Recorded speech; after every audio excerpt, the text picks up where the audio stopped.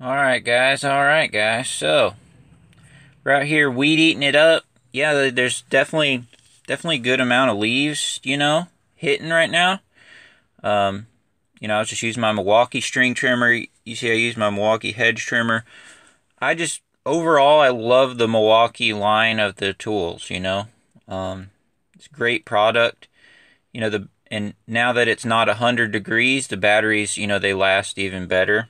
That it's not 100 degrees. And I got the Gator blades on this Snapper Pro mower. I have that bagger attachment on it, so I don't have like an actual mulch kit for this particular mower. But anyway, so I'm gonna, I have a mulch kit for the walker, and so I kind of leave this set up like it is because then I could use that accelerator bagger if I want to. And we're just mowing up this Bermuda yard. As you can see, it's growing, but you see it's starting to hit that little bit of dormancy, that little bit of gray in it, because Bermuda loves it, super super hot. So anyway, and so here's the other side of the front. It's like another little piece that's over to the other side of it's in the front of the house, but it's over on the other side. And then there's like steep bank flower beds over here to my left, so there's no way really you can get around, except for you got to ride kind of deep in the woods, or go around the other side of the house where it has like where my truck is parked, where you could see it a minute ago. So we're riding over here.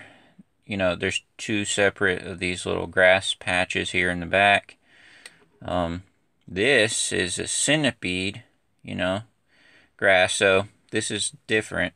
And this was actually still growing pretty lot. Like this was growing, pretty strong. And I do trim those shrubs up before I leave because they look kind of bad. Man, those front yards though during the summertime, that Bermuda grows so much and so thick. I mean, it's like, man, it's like clump city over there. But so, I mean, things are going good though.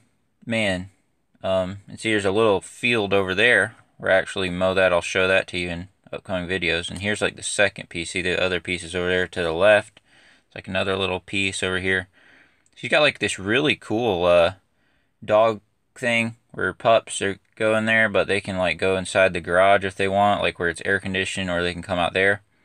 So they can do that while this lady's at work.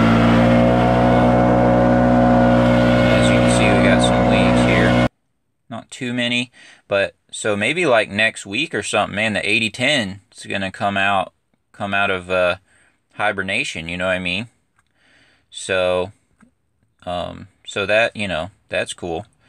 So we're blowing this, as you can see, we got there's a little bit more leaves than it looks on the camera, you know what I mean? There's a pretty good little bit actually. So, I mean, we're kind of knocking on the door of leaf season here. I know a lot of you guys probably are as well. This is, it's going to be a long video. There's going to be a lot of action, a lot of stuff in it. A really good video, actually. One that, I think is worth your time because it's actually a good, vlog that is pretty long and it shows a lot of stuff. Basically, shows some clips here and there of basically my whole day of doing these big properties. I think we got at least 6 on camera. Oh man, check out these things. These, as you can see, that's you see how those things down there are touching the gutters of the house. Like that's how tall they are.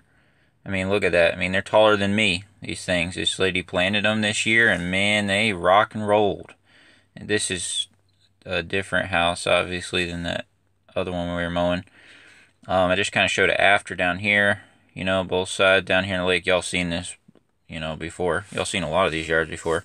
I actually have 3 yards in a row right here on this house, but 2 of them are bi-weekly, and this one is weekly. So, but I'm in this area every Thursday anyway. So, see, I got all these shrubs and stuff looking pretty good. This grass is looking really nice still. Hasn't really slowed down at all. And I'm going to show you, I'm going to walk over here because I encouraged this neighbor because they wanted to like put some grass or something, but it's real shady and stuff, as you see. I'm like, well, just put some rye seed, because, you know, if you spend all that money on sod and stuff and it being in the shade and all that, I probably wouldn't, you know, because it's not going to thrive. So put some of that rye seed and that stuff will come up during the winter months here. And that's cool, but as you can see, when the heavy rains came, some of that seed is washing down into this customer's property. So now I'm going to have to, you know, deal with that, spraying that stuff and pulling this stuff out. See, I got some on this side of the fence. But yeah, it's looking great, man. So I got a little watering system set up. Oh man, shout out to my boy Chris. He watches my videos and he's like, man, he lives kind of close and he got this new mower for his lawn service. What an awesome guy. We'll have to meet up. Alright guys, what's up, It's a little late as far as lunchtime goes, but it's like 1:45, but I'm done with this neighborhood, so I just waited it out. I had 4 of these big properties here, as you just have seen at this point. So we're done here. We got to get a couple more in to stay on schedule though with my route, you know, to complete in the week. So we got to go do a couple more. You know, we'll head back towards my house to another area, and we got to do a couple over there, which is just my normal because I got a lot of bi-weeklies in this area. So I got, sometimes I have 5, sometimes I have 4 out here, you know, depending on what week it is, but that's what we're up to. But so I got my PBJ, actually rocking with the tortilla chips. Sometimes I like to rock with those because there's a little more substance to them than just like your standard chips, you know what I mean? So that's also pretty cool. But so I'm gonna tell you, it's great to have the snapper back. Got some new clutch on there under warranty. The new clutch is actually squeaking just a little bit here and there. Not bad at all. I mean, it's way quiet compared to what it was, but because the clutch went out completely. But man, it sucks that it's squeaking a little bit. It could be one of my other pulleys under there, but I don't think so. I have a feeling it's that actual new clutch is just like a little cricket sound, like a beep, beep, beep, beep. You know, it's kind of like a cricket squeak. It's kind of consistent, but it's not like totally straight. Sometimes it is, you know, constant. But anyway, but the mower's doing great. I mean, I'm cutting with it every day, and maybe that's just me being nitpicky, and I probably shouldn't worry about it because they ain't gonna give me another free one anyway. But you know, is what it is.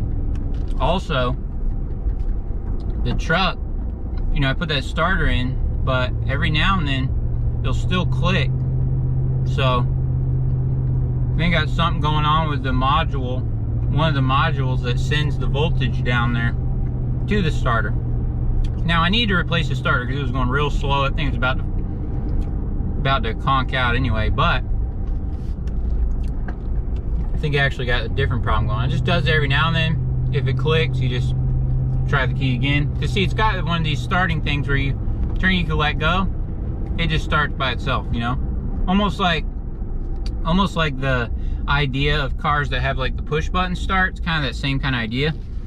You just need to turn the key, you know, little spring load thing, you need to just touch it for a minute, starts up.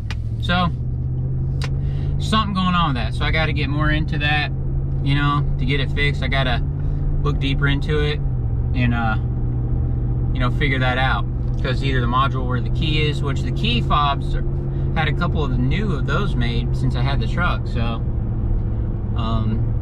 you know, I don't know, but it's still here clicking down the starter. I think that it's not sending enough voltage, that system. I feel like it's not sending enough voltage every time to the starter.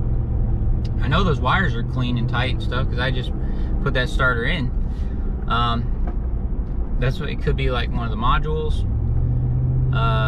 You know, could be like body control module, could be this thing here with right here in the dash where the key goes in. I don't know, but the only reason I tell you that, guys, that is because there's always something, you know what I mean? That's just part of business, you know. If you have a lot of employees, there'll always be something. Trucks, it's always something, even whether if they're newer or older. Also, I have a tire with a slow leak on the front that happened like a week or 2 ago, you know? Gotta get that fixed. So for now, y'all know how it is. Every few days you gotta put air in the thing. So, just things I'm dealing with. Also, I ordered the throttle cable on eBay for the Husqvarna weed eater, but like, they ship it right away. Week later, they contact me to ask me, you know, how the part is and all that. I'm like, well, I haven't even got it yet, and the tracking just shows that it's gonna arrive late. So they contacted the postal service, and the post office said, oh, we lost the package. So, great company. It's called my Engine Masters or something like that, the seller on eBay. They're awesome. They're like, hey, the part is lost, so we're just gonna refund you the money. And if it shows up at your house, just consider it a gift from us. I'm like, no, if it shows up, I'll give you the money. I mean, it's not their fault. Technically, I don't know. But anyway, that's how they want to do it. So they refund me the money. And so then I went searching online, a lot of Jack Small Engines. This is why I'm telling you this. Is Jack Small Engines is awesome. It tells you if they're in stock, you know, whatever. Because it's weird. A lot of websites you order from, it's a green button by the product, but that doesn't mean if it's like in stock or not. You still may buy it and they'll be like, okay, we'll ship it to you, you know, whenever we get it, a few weeks in stock. So Jack Small Engine says they had 2 in stock, ordered it right away, they shipped it out. So it's coming, but it's been many weeks since that broke because, you know, like I said, I had the whole deal go down with the thing, and finally they ended up refunding my money. And, you know, like with the COVID and stuff, like the postal service is a little wacky, you know, it's just how it is. Even like for dealers, like ordering stuff for me, I mean, everything at the mail is like messed up. So that's okay. But Jack Small Engines is awesome. They got diagrams for everything on there. They ship it out right away. It's a little more expensive on Jack Small Engines because I had to pay shipping and stuff that they weren't going to charge me on eBay from this other, but there's nowhere on eBay that had it, so bought it from Jack Small Engines. Jack Small Engines is awesome. Like I say, if you need any weird part for your mower, they got all kinds of stuff on there, diagrams, and yeah, they're one of the big players, you know, on the online parts sales for these mowers and stuff, and makes sense because they're really good. Ship stuff out right away. I've bought several parts from them over the past, like with that Scag vride and all that. They're awesome. So, tell you guys this, that hey, it's great to have the snapper back. Still working on getting the Husqvarna trimmer back running, and let y'all know what's going on. So I'm in this right with y'all. Weird things happening, so I'm just driving the truck for now because it doesn't happen enough. It's kind of one of those things, like I feel like I need to let it get a little worse before I can really find out what it is, because it only just happens every now and then. It'll click, you know, you click it again and starts right up. So I don't know. So maybe I need to wait for it to get a little worse. So truck's running great overall. It's just I get that tire fixed and gotta figure it out. But yeah, I'm in this right with you guys. I'm gonna quit talking so I can actually eat my sandwich while I'm driving to this next yard down the road, and I'll get you some more footage here in a second. So I think there was something else I was gonna talk about, but you know, hey, I forget what it was. But all right, let's get it.